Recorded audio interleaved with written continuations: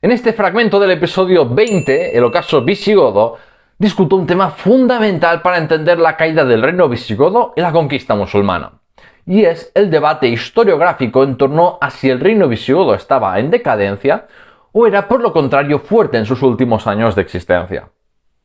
Mira el episodio completo y suscríbete para disfrutar de más contenido sobre la historia de España y no olvides de seguir el programa en redes sociales. Dentro vídeo.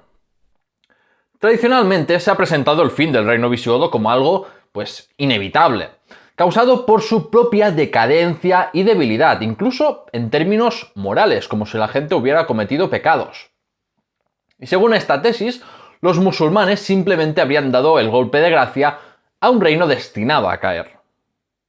Pero claro, es muy fácil ser así de deterministas cuando ya sabes cómo es el final de la historia. Veamos esta tesis tradicional de la crisis del reino visigodo en más detalle. El sistema de sucesión electivo era un lastre para la estabilidad política del reino godo y el trono era objeto de duras disputas entre facciones nobiliarias, como ya vimos en el episodio anterior con las purgas de Chindasvinto y veremos de nuevo en este episodio con la deposición de Wamba y las conspiraciones contra Égica.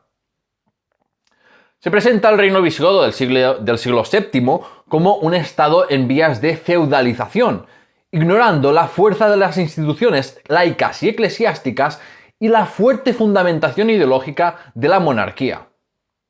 Otro factor de crisis interna frecuentemente citado es la falta de compromiso de los súbditos para la defensa del reino, y se citan las leyes militares de Wamba y Égica para apoyar esta hipótesis sobre lo difícil que era reclutar soldados para el ejército visigodo.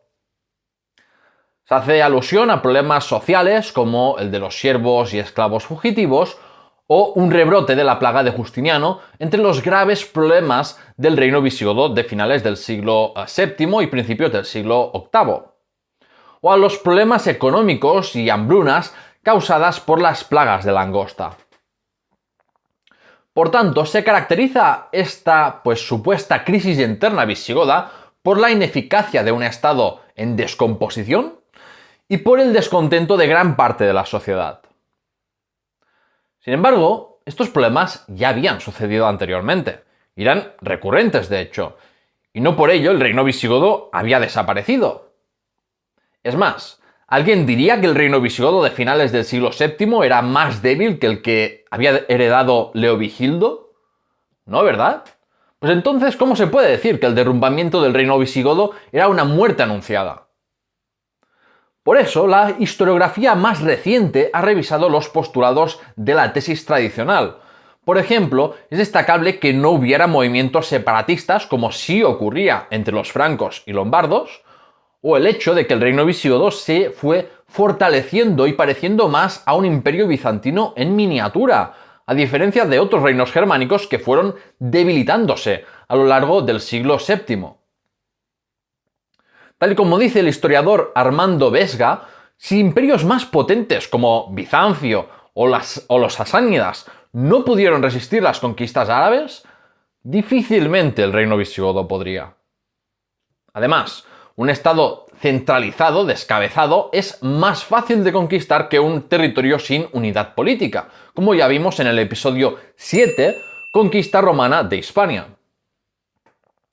Roger Collins, Pablo de la Cruz Díaz Martínez o Javier Arce defienden la fortaleza del reino visigodo y recuerdan que no es nada excepcional que un reino desaparezca como consecuencia de una sola batalla, especialmente si muere el rey. ¿No pasó acaso exactamente lo mismo con los suevos o los vándalos? A veces intentamos buscar motivos más allá del plano militar. Buscamos unas causas que pudieron ser condicionantes pero no decisivas. Porque por muy simple que parezca, lo cierto es que una batalla podía decidir la existencia o no de un reino. Como veremos en este episodio, Rodrigo es posible que fuera responsable de la muerte del rey Witiza y eso creó una crisis política coyuntural como tantas otras que habían ocurrido anteriormente. Pero no por ello hay que intentar explicar la caída de la España goda por una decadencia visigoda ni por unos problemas estructurales agudizados, sino que más bien había algunas limitaciones propias de los estados de la época E igual que el año 711 marcó el principio del fin del reino visigodo, su derrumbamiento podría haber ocurrido mucho antes.